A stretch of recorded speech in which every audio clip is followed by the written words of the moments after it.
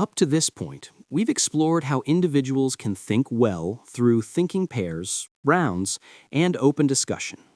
But what happens when a group comes together, not just to share ideas, but to generate wisdom collectively? That's where the Time to Think Council comes in.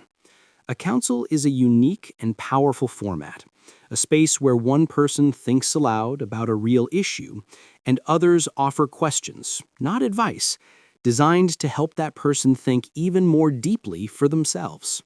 It's a disciplined yet profoundly human process. There's no fixing, no steering, no debate, just attention, equality, and the creative power of incisive questions. In a world that rewards fast answers, the Council slows everything down, allowing truth, insight, and fresh understanding to emerge naturally.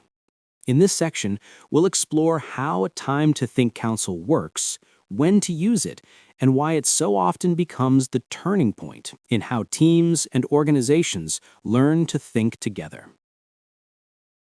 The Time to Think Council is the most advanced form of group thinking in the thinking environment. It's a structured gathering where one person, the thinker, is given the gift of collective attention from a small group of colleagues or peers. The purpose is not to advise or solve for them, but to help them think more clearly for themselves. Each participant offers a carefully crafted, incisive question that frees the thinker from limiting assumptions. The process is calm, respectful, and utterly non-competitive. There's no discussion or debate, just attention, curiosity, and a sequence of questions that help the thinker reach new insight. It's a powerful format for breakthrough thinking because it combines the individual depth of a thinking partnership with the collective energy of a team. Let's walk through how to run a council step by step. Step 1. Prepare the environment. The quality of place matters.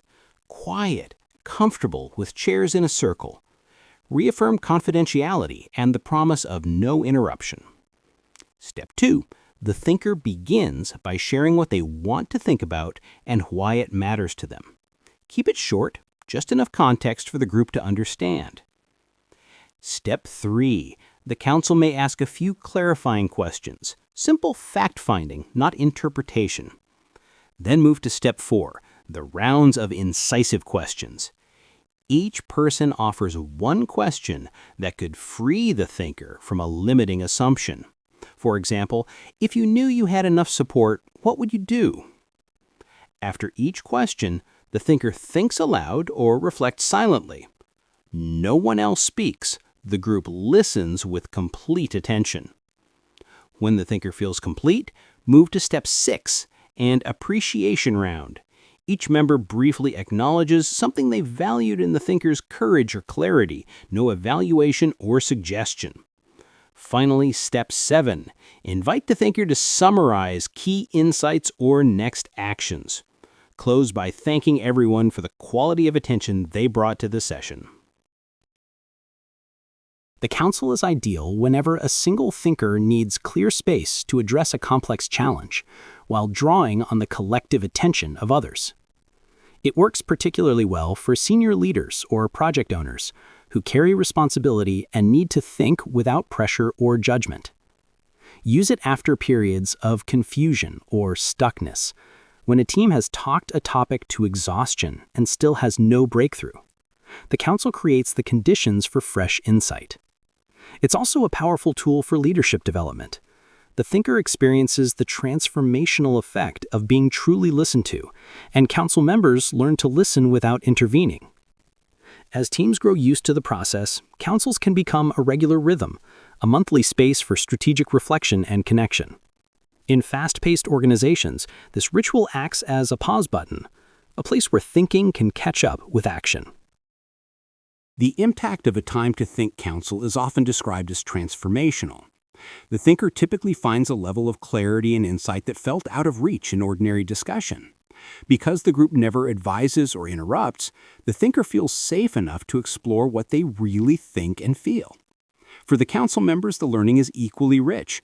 They strengthen their discipline of attention and develop skill in crafting incisive questions. The shared silence and respect build trust and psychological safety that carry well beyond the session.